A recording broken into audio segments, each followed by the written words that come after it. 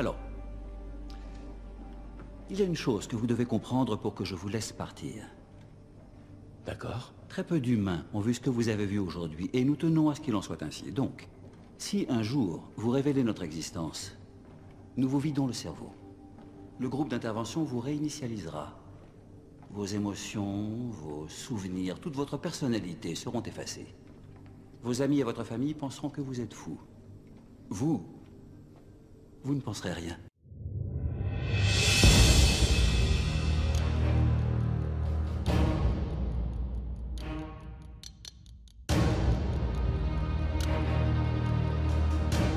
Peut-on modifier les souvenirs, en supprimer certains, en rajouter d'autres? Cette perspective fascinante, effrayante aussi, est aujourd'hui réaliste. Des chercheurs ont réalisé une opération retentissante. Bonsoir Nicolas Châteauneuf.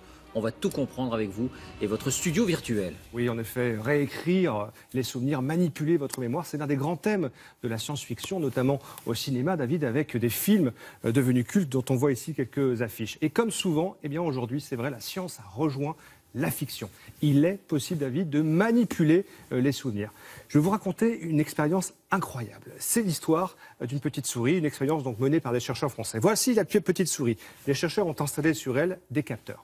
Lorsque cette souris se balade, que l'on voit ici, lorsque cette souris se balade sur son aire de jeu coloré que l'on voit ici, eh bien, ils peuvent voir, les chercheurs, dans son cerveau, l'activité de ces neurones en temps réel. Et chose étonnante, David, à chaque position dans l'aire de jeu correspond à un réseau de neurones précis. Autrement dit, quand la souris se balade dans la zone rouge ici, eh bien, cela active ce réseau de neurones que l'on voit à cet endroit. Et quand elle se balade à un autre endroit, par exemple dans la zone verte, eh bien, c'est un autre réseau qui rentre ici en jeu. Les chercheurs ont donc pu, grâce à cet exercice, dresser une cartographie du cerveau de la souris selon ses déplacements.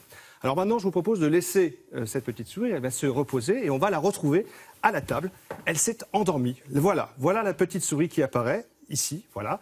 Grâce au capteur, eh bien, on va voir ce qu'il y a dans son rêve. Parce que les chercheurs, eh bien, ils peuvent voir qu'elle rêve de son aire de jeu. Précisément, même où elle se balade dans son rêve. Alors ils choisissent, on va dire, la zone rouge. À chaque fois que la souris, on va le voir, voilà, à cet endroit, se balade dans la zone rouge, eh bien, grâce à une stimulation électrique dans son cerveau que l'on voit, ils vont activer le sentiment de récompense. Donc, c'est un peu comme si, dans la zone rouge, pour la souris, il y avait une réserve inépuisable de morceaux de fromage. Évidemment, tout cela, vous l'avez compris, c'est dans son rêve.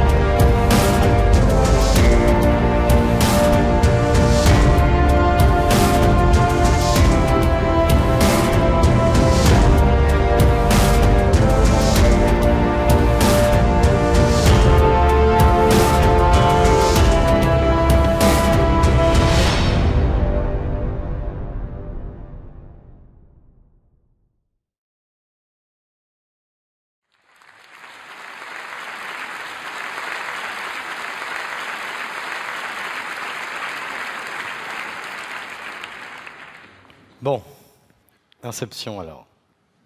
Science ou réalité? Est-ce qu'on peut vous implanter un souvenir, malgré vous, pendant que vous dormez, pendant que vous rêvez? Si on veut manipuler vos rêves, il faut comprendre les rêves. Et pour comprendre les rêves, il faut comprendre la mémoire. Parce que tous vos rêves sont construits à partir d'expériences que vous avez vécues ou imaginées. Si on veut comprendre la mémoire, je vais vous demander de faire un voyage dans le temps, exactement en 1957. C'est l'année où Henri Molaison a subi une opération pour le soigner de crises d'épilepsie. À l'époque, la seule possibilité pour le soigner a été de lui enlever la partie du cerveau responsable de ces crises. Cette partie, on l'appelle l'hippocampe. Cette opération a réussi puisqu'il n'a plus jamais fait de crise d'épilepsie. Le seul problème, c'est que Henri Molaison est devenu complètement amnésique. Il n'a plus jamais formé de souvenirs de sa vie. Que nous a appris cette expérience dramatique? La première, c'est que même pour une opération importante, il ne faut surtout pas enlever cette partie du cerveau. La deuxième, c'est que cette toute petite structure de votre cerveau, votre hippocampe, est responsable de votre mémoire. Pas de votre intelligence, pas de votre raisonnement, son QI est parfaitement préservé. Non, juste de votre mémoire. Mais si on veut comprendre la mémoire, ça ne suffit pas de savoir où ça se passe. Parce que le cerveau, c'est quoi? Le cerveau, c'est un ensemble de millions et de dizaines de millions de neurones qui communiquent entre eux. Et ils communiquent entre eux par des petites impulsions électriques. Un peu comme si vous étiez les neurones du cerveau. La seule chose que vous pouviez faire, c'était taper sur les épaules de vos voisins. Alors parfois avec un bras télescopique, mais c'est tout ce que vous pouvez faire. Et pourtant, cette communication très simple, élémentaire, est responsable de vos pensées, de vos souvenirs et de vos rêves. Comment c'est possible? Pour essayer de comprendre ça, il faut pouvoir enregistrer l'activité des neurones. Donc on peut implanter une électrode à un endroit et regarder l'activité d'une centaine de neurones. Bon, bien sûr, c'est très invasif. Il faut faire un trou dans le cerveau, donc on ne peut pas vraiment le faire chez l'homme, sauf cas très particuliers. Pour simplifier le problème, on étudie chez la souris, et on étudie plus particulièrement la mémoire spatiale. Donc la mémoire où se trouve le théâtre du Châtelet à Paris, comment vous êtes venu ici, où je me trouve sur cette estrade. On place les souris dans des petits labyrinthes où la souris peut se déplacer, aller à droite, aller à gauche pour retrouver un petit morceau de fromage. Et en même temps, on va enregistrer l'activité des neurones pour regarder comment ils fonctionnent. Et ce qui a été observé, c'est que les neurones agissent comme des cellules de lieu. Il y a des neurones qui déchargent quand je suis ici dans l'environnement. Et chez la souris, il va y avoir un neurone, par exemple le neurone entouré en rouge, qui va décharger quand la souris est dans le bras de départ du labyrinthe, uniquement là. Si j'enregistre un autre neurone à côté, si je regarde son activité, le neurone va être actif quand la souris est dans le bras en bas. Et en fait, l'activité d'un neurone, c'est une activité électrique. Donc on peut la brancher sur un haut-parleur. Et en fait, lorsque le neurone vert, par exemple, est actif, donc quand la souris est dans la région verte, vous entendez ça.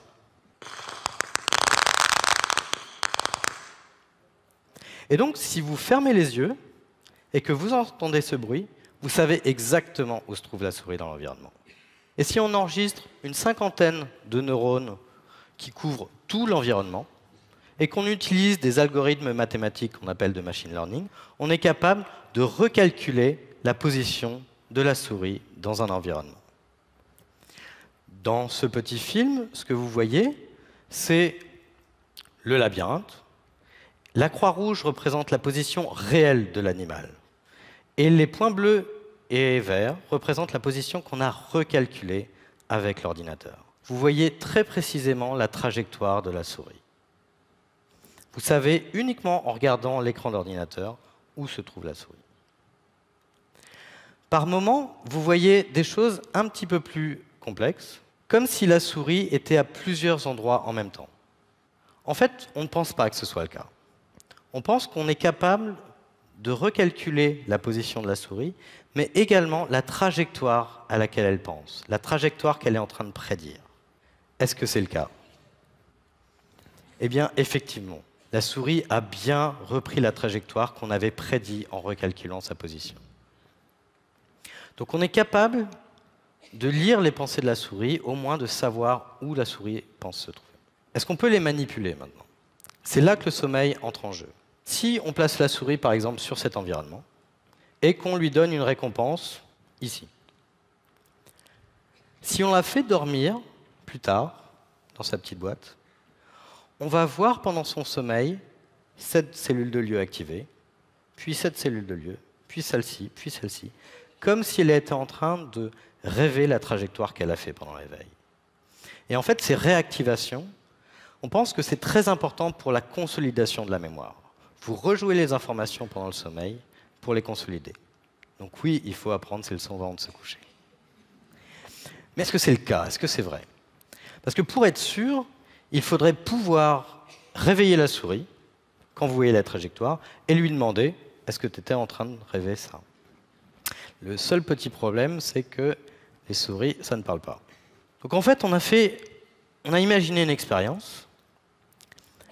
Que se passerait-il si, pendant que la souris dort, lorsque cette cellule de lieu est active, que se passerait-il si on lui donnait une récompense à ce moment-là pendant qu'elle dort? Est-ce qu'au réveil, la souris irait chercher la récompense? C'est exactement l'expérience qu'on a réalisée à l'ESPCI, pas très loin d'ici, avec mes étudiants qui sont ici, Marie Lacroix et Gaëtan de la Villéon. Bon, à ce moment, vous êtes en train de vous dire, il est gentil, mais il nous vend un peu du rêve. Parce que comment on fait pour donner une récompense à une souris qui est en train de dormir? Eh bien, en fait, c'est possible, parce que je vous ai dit que l'activité du cerveau, c'est une activité électrique. Et quand on donne un grand morceau de fromage à une souris, on s'aperçoit qu'il y a une petite région du cerveau qui est fortement active. Et donc, si on implante une électrode de stimulation juste à cet endroit, on est capable de donner une récompense à une souris. Donc, on a enregistré l'activité des neurones pendant que la souris se déplaçait, et on a pris, par exemple, cette cellule de lieu.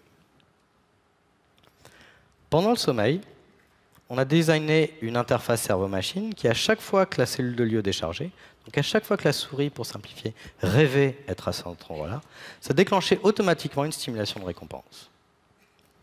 Puis on a réveillé la souris, on l'a remis dans l'environnement, et la souris est allée directement dans l'endroit qu'on avait récompensé pendant son sommeil. Comment s'est-on retrouvé ici? Eh bien, nous nous sommes d'abord... Réfléchis bien, Ariane. Comment es-tu arrivé ici? Où es-tu en ce moment?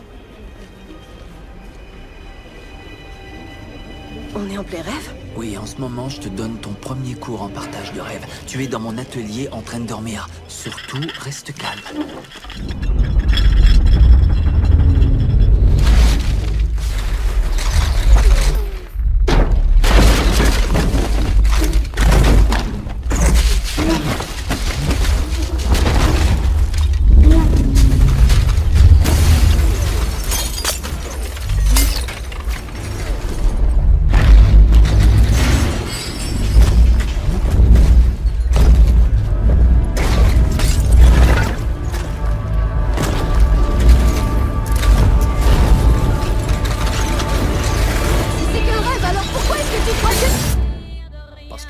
Seulement un rêve, n'est-ce pas? Un visage criblé d'éclats de verre fait autant souffrir dans un rêve que dans la réalité. C'est pourquoi l'armée a voulu exploiter le partage de rêves. C'est un programme pour apprendre aux soldats à s'entretuer par n'importe quel moyen pour ensuite se réveiller.